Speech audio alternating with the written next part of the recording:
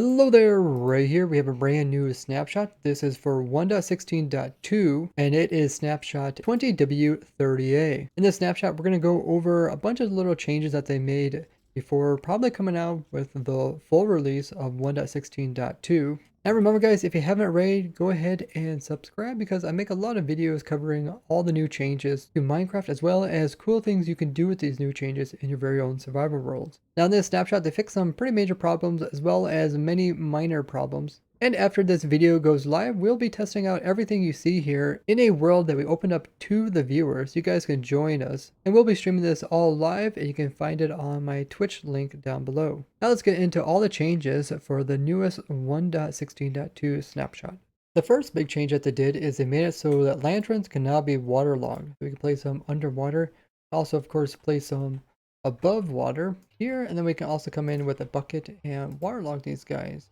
That's really cool. That way you can get light sources under the water very easily. Otherwise, you're kind of limited to a few different blocks, including sea pickles. Now, they made some changes to the way players respawn. When it comes to respawn anchors, it will prioritize the cardinal directions over the corners. Let's go ahead and give it a try. Do /kill.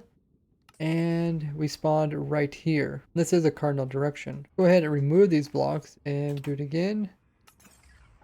You can see we get placed in a different area, but it's still a cardinal direction and it is the highest block. The priority will still go around and look for the highest block, but I'll choose cardinal directions over corners now. I also made some changes for respawning inside of beds. Let's go ahead and set our spawn point there. So now beds will prioritize the side of the bed that the player entered in from. So if I would like click in from this side, I should spawn over here. Go ahead and give it a try. And yeah, it looked like it's the same side, but it's just up here at the head point. If I can't find those locations, then it will choose spaces circling around the foot of the bed up to the head of the bed. Let's go ahead and just remove these two and try it again. And yeah, see it was put over here by around the foot of the bed. And they also did another change, which is when you do die, you're going to be facing the block which you were respawned from. So if I go on this side, click on the bed, and let's see, I'll die facing upwards. Go ahead and respawn. And now you see I'm facing towards the bed. So it's placed on this block, but facing towards the block which respawned me. And we should also see this with the respawn anchor. Die, and yeah, we're facing the respawn anchor. They also added so that the player will try to avoid dangerous blocks, such as like magma blocks. Go ahead and give it a try. /kill. Last time we were spawned right there on the magma block. And now it's seen that as a dangerous block, so it placed us over here. Obviously, if there's only dangerous blocks, then you're going to end up probably standing on one. Or if it can't find a valid location, then it will fail and put you back at your normal world spawn point. Now, one of the biggest changes that they did in this snapshot is they tweaked the loot that you get from Bastions. Now, the loot tables for the chests that can be found in the Bastions have been mostly buffed. But they also made not only tweaks by adding new items, but they also changed the amount of items you can find to increase some of them. And they also changed the weight, so how often you actually find it inside of a chest. I won't be covering the weight changes as it's kind of small, but I will be covering the changes to do with the amounts as well as the new items. So there is 4 different types of bastions. The first one here is the bridge. It's a huge bridge that comes off of the rest of it. And this is the one that also has a statue of the piglin. The first one that they actually tweaked was spectral arrows here. They increased it quite a bit. It used to be 2 to 12. Now they upped it to 10 to 28. Gilded Blackstone was 5 to 8, and now it is 8 to 12. Gold ingot got upped from 2 to 8 to now 4 to 9. Iron ingots also got upped from 2 to 8, also up to 4 to 9. There's a new item that can be found in here. This is gold axe that is enchanted. So that's all the new things for the bridge chest. Now this only applies to the chests that are considered bridge. Like this one is considered bridge. But like this one, this was a generic one. Now generic ones can be applied to any of the 3 bastions. And these are called other. So they can also be found not only in the bridge, but they can also be found in the Hogland stable, as well as in the treasure and in the housing units. So with these chests, there's a pretty big change. They added diamond pickaxes. They're randomly enchanted. They also added in diamond shovels, but these don't look like they have enchantments on them. And both of them don't look like they have any durability removed, so they would be really good tools to find. Spectral arrows has been boosted from 2 to 15 to now to 10 to 22. Golden carrot has now been added. You can find them in amounts from 6 to 17. Gold apples have also been added in amounts of only 1. Enchanted iron swords have now been added, and they have some durability removed. Iron blocks have been added with a count of 1, but they did add in also enchanted golden axes into these chests as well. Gold nuggets have been boosted from 1 to 6 to now 2 to 8. And the last one is cooked pork, which is another new item for this chest, coming in amounts of 1. So the housing unit is this type here. This is one that has the netherwort in the center. This is one that only uses generic chest. So opening one of these chests up, we can see some of the new items like the pork chop, the iron block, and even the gold apple. The third type of bastion is the hoglin stables. These are one that's quite open here in the center with hoglins that generate with the structure. Let's take a look at the changes that they made to this one. Now the stable chests don't have as many unique items. Now you can always get enchanted diamond shovel from them, but now you can also get an enchanted diamond pickaxe that has durability removed. Gold carrots can also be found in these chests now, as well as gold apples. Enchanted gold axes are also added to them. Bright obsidian has also been added to these chests. Glowstone got a small boost from 1 to 5 to 3 to 6 now.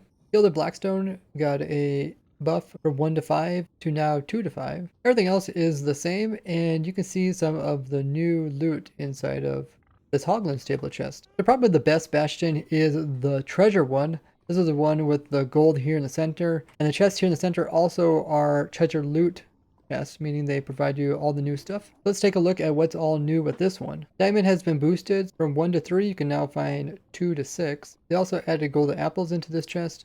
Spectral arrows have been boosted from 5 to 21 to now 12 to 25. Gilded blackstone have been boosted from 1 to 5 to now 5 to 15. Magma cream got a small boost from 2 to 8 to now 3 to 8. So you can find some pretty nice stuff in here, like 2 ancient debris, some diamond stuff that you can easily update. Most of the new stuff that was added to the treasure isn't that significant. They made a change to sign edit screen.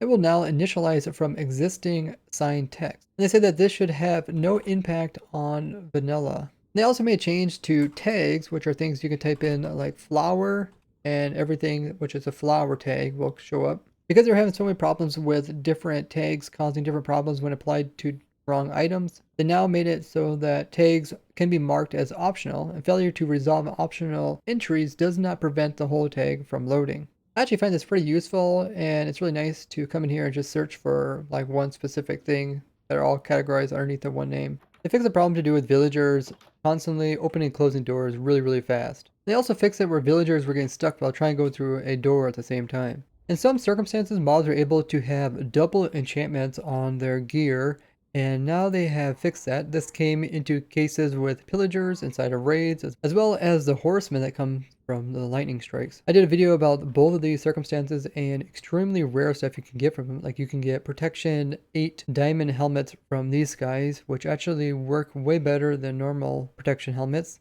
And you can also get some normally impossible types of crossbows from the pillagers, including piercing 1 and multi-shot on the same crossbow, which normally isn't possible. You guys can find both those videos linked in the description. Now these are now considered rares, as these things are extremely difficult to get. I think the rarest helmet is like 1 in 2 billion, and the rarest crossbow is 1 in 400,000. So yeah, they're already rare. Now they're discontinued. So if you want to get them, good luck. Try to get them before upgrading to 1.16.2. On ProtoTech, we have a lightning RNG farm, which is how we're trying to obtain the helmets. And if you're trying to go for a crossbow, definitely make the automatic raid farm. I have a new one that just released last week. It's really nice, easy yet fast, so you guys can check those out. Now in the past, if Vex didn't have anything in his hands when he tried to attack the player, he would do the same kind of raising of the hands that we've seen with the Vindicators or Pillagers.